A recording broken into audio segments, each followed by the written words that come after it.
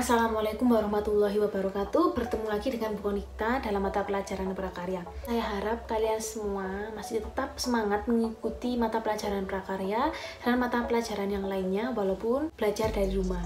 Hari ini kita akan mempelajari tentang kerajinan berbasis media campuran, yaitu materi yang terakhir dari bab kerajinan berbasis media campuran. Baik anak-anak, sebelum kita mulai, alangkah baiknya kita membaca basmalah terlebih dahulu. Bismillahirrohmanirrohim. Baik, kita lanjut.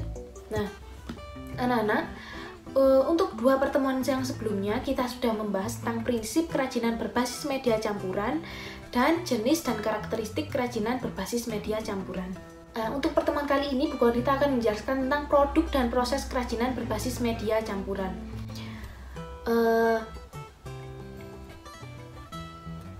Untuk minggu yang lalu kalian sudah membuat peta materi. Dari sini saya yakin kalian pasti sudah membaca satu bab itu semuanya, dari yang prinsip sampai produk dan proses. Di sini Bu Konita akan menjelaskan kembali, memberikan penguatan tentang yang sudah kalian baca.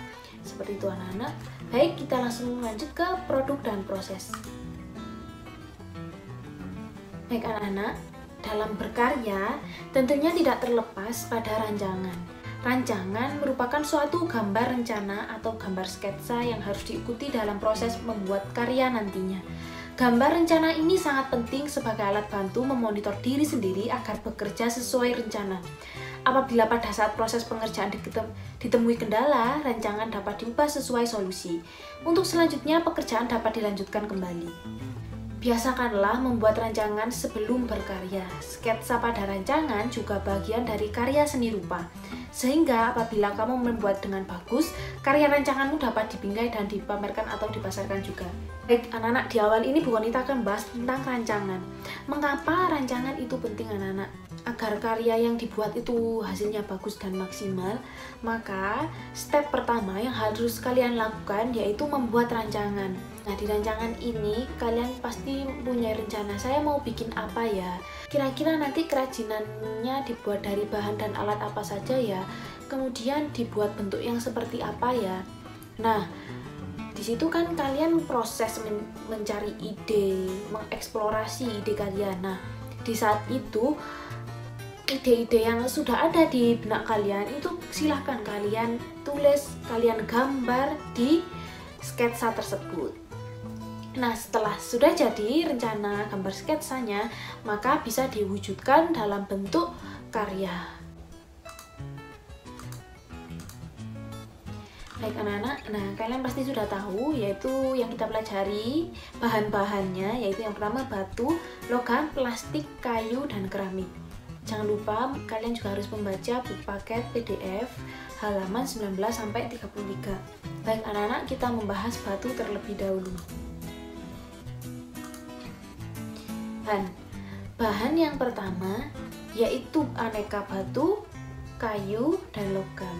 Loh Bu, kok ini ada 3 bahan? Padahal kan kita hanya membahas batu. Nah, jadi anak-anak, bahan utama yang digunakan adalah batu.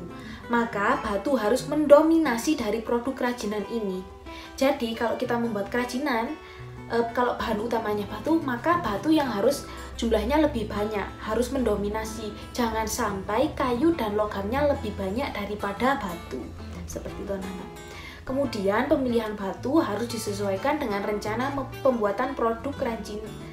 Kemudian pemilihan batu harus disesuaikan dengan rencana pembuatan produk kerajinan. Rencana yang tadi ya anak-anak, rancangan.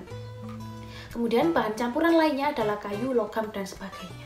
Seperti itu anak-anak. Kemudian ini ada alatnya. Alat pembuatan kerajinan batu dengan media campuran ini, yang pertama ini ada aneka perangkat alat yang dibutuhkan seperti ember dan wadah. Kemudian yang B ini adalah alat menghalus batu, dan yang C adalah alat pemecah batu.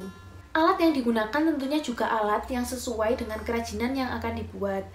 Pembuatan kerajinan batu membutuhkan alat khusus mulai alat pahat, gerinda, mesin memotong batu, dan sebagainya. Lanjut. Nah, ini adalah produk kerajinan dari batu berbasis media campuran. Ya, produk kerajinan dari batu. Nah, ini produk kerajinan batu berbasis media campuran yang pertama adalah batu dengan logam. Nah, di sini batunya lebih mendominasi, lebih banyak batunya daripada logamnya. Kemudian batu dengan kayu. Di sini batunya juga lebih mendominasi daripada kayunya. Seperti itu anak-anak. Kita lanjut ke logam. Nah, logam bahan yang diperlukan yaitu perak atau aluminium. Bahan utama yang digunakan adalah logam, maka logam harus mendominasi dari produk kerajinan ini. Pemilihan logam harus disesuaikan dengan rencana pembuatan produk kerajinan, dan bahan campuran lainnya adalah kain, rotan, batu, kerang, dan sebagainya. Jadi bahannya di sini kan terteranya hanya perak dan aluminium. Perak dan aluminium ini termasuk logam, dan logam ini kita jadikan bahan utama. Nanti hiasannya di kerajinannya itu boleh menggunakan kain, boleh rotan, asalkan jangan sampai kain dan rotan itu mendominasi. Harus diperhatikan. Maka dari itu, hal yang paling penting di awal adalah kita harus membuat rancangan dan rencana. Kita lanjut ke alat. Nah, alat dari kerajinan berbasis media campuran logam ini, yang pertama ada alat penggiling logam menjadi plat. Jadi logamnya nanti itu menjadi pipi. Ini ya, dimasukkan di sini anak-anak. Kemudian yang B ada alat pateri, ada tang lancip dan penjepit. Alat yang digunakan tentunya juga alat yang sesuai dengan rancangan kerajinan yang akan dibuat. Pembuatan kerajinan logam membutuhkan alat khusus yang dari mulai alat menggiling logam jadi plat, alat pateri, tang lancip, penjepit, dan sebagainya. Oke. Nah, ini di produk kerajinan dari logam berbasis media campuran. Nah, ini ada yang pertama yang A, yaitu kalung logam dengan kain sebagai talinya. Nah, ini adalah kalung yang biasanya hiasan untuk dipakai di leher. Nah, ini terbuat dari logam. Ini juga logam dan ini juga logam. Nah, ini loh digabung dengan kain. Jadi nanti dikaitkan ke logamnya, kainnya kemudian bisa dipakai. Jadi seperti itu campurannya. Kemudian ada wadah lilin dari logam dan rangka logam dililit dengan rotan. Nah, ini contohnya, ini wadah lilinnya. Ini wadah lilinnya. Kemudian di sini pasti ada kerangka dari logam. Nah, agar tidak terlalu terlihat, rangka logamnya bisa dihias dan dililit dengan rotan. Tapi masih terlihat bahwa di sini yang mendominasi adalah logamnya. Nah, kemudian yang terakhir adalah hiasan. Nah, hiasan ini adalah hiasan logam, kemudian di sini ada kayu. Nah, jadi logam dicampur dengan kayu, tapi masih terlihat kalau yang mendominasi adalah logamnya. Baik anak-anak, bisa dipahami? Kita lanjut ke bahan yang ketiga, yaitu plastik. Bahan utama yang digunakan adalah plastik, maka plastik harus mendominasi dari produk kerajinan ini. Pemilihan plastik harus disesuaikan dengan rencana pembuatan produk kerajinan seperti botol, kantong, bekas perabotan rumah tangga, dan sebagainya. Bahan campuran lainnya adalah kayu, kain, logam, dan sebagainya. Nah, ini adalah alat yang digunakan untuk mengolah plastik. Yang pertama adalah gunting, dan B adalah alat penggiling plastik. Alat yang digunakan tentunya juga alat yang sesuai dengan rancangan kerajinan yang akan dibuat. Pembuatan kerajinan plastik tidak membutuhkan alat khusus. Biasanya yang digunakan adalah gunting, namun jika ingin digiling atau dipres, maka perlu alat khusus dan dapat pula dipanaskan agar dapat dicetak. Baik anak-anak, ini yaitu produk kerajinan dari plastik berbasis media campuran. Yang pertama ada plastik dengan seng dan kertas. Ini ada plastik, nah ini plastik, botol-botol plastik disusun sedemikian rupa, dicampur dengan seng dan kertas. Nah, seperti ini. Tetap yang mendominasi adalah plastik. Kemudian ada plastik dengan kayu. Nah, jadi ini ada wayang seperti piala ya, anak-anak. Jadi wayangnya ini dibuat dari plastik. Nah, plastiknya ini agar bisa berdiri dengan kokoh diberi kayu di bawahnya. Nah, tetap yang mendominasi apa? Tetap plastiknya, bukan kayunya. Lanjut ke kayu. Nah, lanjut ke kayu anak-anak. Baik anak-anak, bahan yang keempat adalah kayu. Nah, ini adalah bahan kerajinan dari kayu. Bahan utama yang digunakan adalah kayu, maka kayu harus mendominasi dari produk kerajinan ini. Pemilihan kayu harus disesuaikan dengan rencana pembuatan produk kerajinan seperti kayu jati, mahoni, kayu akasia, kayu jati landa, dan sebagainya. Dan bahan campuran lainnya adalah kulit, kain, logam, dan sebagainya. Nah, alat yang dibutuhkan yang pertama adalah alat pahat, amplas, aneka gergaji, kemudian dan mesin bubut. Nah, alat yang digunakan tentunya juga alat yang sesuai dengan rancangan kerajinan yang akan dibuat. Pembuatan kerajinan kayu tidak membutuhkan alat khusus dan biasanya yang digunakan adalah pahat, amplas, gergaji kayu, mesin bubut, dan sebagainya. Ini semua tergantung dengan rencana atau rancangan kalian. Kalian mau membuat seperti apa? Nah, untuk alat-alat yang seperti ini biasanya digunakan oleh pengrajin yang sudah profesional dan skalanya lebih besar, karena mesin-mesin seperti ini jarang ditemui secara rumahan. Jadi alat seperti ini bisa ditemui pada pengrajin kayu. Lanjut. Nah, ini produk kerajinan dari kayu berbasis media campuran. Yang pertama ada kayu dengan kulit. Nah, ini ada sandal ya anak-anak.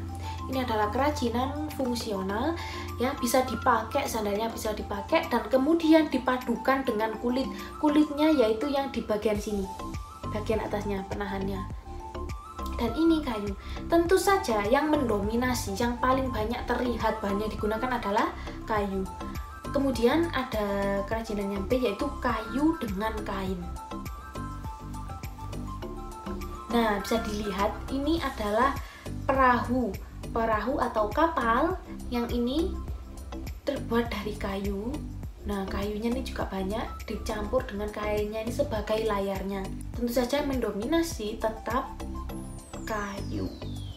Selanjutnya ada kerajinan kayu, yaitu sepeda, dan ini terbuat dari kayu dengan logam dan karet. Nah, ini bisa dilihat, ini logamnya di sini di jeruji besi, kemudian di sini di rodanya yaitu terbuat dari karet. Nah, ini dicampur, walaupun kerajinan ini campuran, tetap saja yang mendominasi tetap kayu. Kita lanjut ke bahan, yaitu keramik. Nah, ini bahannya yaitu tanah liat sebagai bahan utama kerajinan dari keramik. Bahan utama yang digunakan adalah tanah liat, maka keramik harus mendominasi dari produk kerajinan ini. Pemilihan tanah liat harus disesuaikan dengan rencana pembuatan produk kerajinan seperti tanah liat stoneware dengan bakaran hingga 13.000 derajat Celcius, tanah liat merah atau earthenware dengan bakaran hingga 10.000 derajat Celcius, porcelain, dan sebagainya. Bahan campuran lainnya adalah kulit, kain, logam, dan sebagainya. Kemudian anak-anak, alat yang digunakan untuk kerajinan keramik ini yang pertama adalah butsir. Kemudian ada roll, spons, tali pemotong, alat putar. Ini ada alat putar tangan, ada alat putar kaki, dan tungku pembakaran. Nah, ini ya anak-anak contohnya produk kerajinan dari keramik berbasis media campuran. Ini contohnya keramik dengan rotan. Nah, keramik dengan rotan ini, jadi keramik dibuat lebih dahulu, dibuat sedemikian rupa, kemudian setelah jadi, dihias menggunakan rotan. Tentu saja yang mendominasi di sini adalah keramik, bukan rotan ya anak-anak. Kemudian ada keramik dengan logam. Nah, ini bisa kalian lihat keramiknya terlihat sangat bagus. Kemudian agar lebih indah bisa dihias menggunakan logam. Tentu saja yang mendominasi adalah keramiknya. Ke yang terakhir, yaitu kemasan kerajinan berbasis media campuran. Nah, ini ada kemasannya. Kemasan merupakan sentuhan akhir dari sebuah proses. Pada karya modifikasi kerajinan berbasis media campuran ini, yang perlu diperhatikan adalah ukuran dari karya. Tidak semua karya kerajinan dapat dibuat kemasan. Terkadang karena ukurannya yang sangat besar, karya tidak bisa dibuat kemasan. Oleh sebab itu, kemasan dapat dilakukan pada karya-karya yang berukuran kecil hingga sedang yang mudah dibawa. Tetaplah mengikuti prinsip bahwa semua bergantung pada cocok tidaknya sebuah produk pada kemasannya. Perlu diingat keempat fungsi kemasan yang telah dibahas pada bagian terdahulu sudah bukan kita bahas pada kerajinan bahan keras pada semester 1. Prinsip desain berkelanjutan tetap terus menjadi prioritas meskipun yang dibuat adalah kemasan. Perlu dipikirkan agar kemasan tidak langsung dibuang namun dapat digunakan untuk fungsi lain oleh konsumen. Dengan demikian penting untuk memikirkan bentuk kemasan yang menarik untuk dibuat. Kemasan ini juga sangat penting karena dengan adanya kemasan ini kan fungsinya banyak, bisa melindungi karya, bisa untuk memperindah, kemudian meningkatkan nilai jualnya. Anak-anak, tidak semua kerajinan itu bisa diberi kemasan, hanya yang sesuai dengan hanya ukuran yang kecil dan ukuran yang sedang saja. Jadi untuk seperti keramik yang ukurannya besar, nah itu juga tidak bisa atau tidak cocok jika diberi kemasan seperti ini. Nah, kemasan itu juga bermacam-macam, ada yang terbuat dari kardus, dari plastik, kemudian ada yang terbuat dari kertas karton, dan lain sebagainya. Baik anak-anak, sampai di sini terlebih dahulu, semoga kalian paham. Selain itu, kalian juga harus tetap membaca buku PDF yang sudah Bu Konita upload di WhatsApp maupun bahan ajar e-learning. Nah, ini kalian baca sendiri. Nah, seperti ini. Nah, seperti ini kalian bisa baca sendiri. Nah, saya akhiri sampai di sini terlebih dahulu. Alhamdulillahirabbil alamin. Wassalamualaikum warahmatullahi wabarakatuh.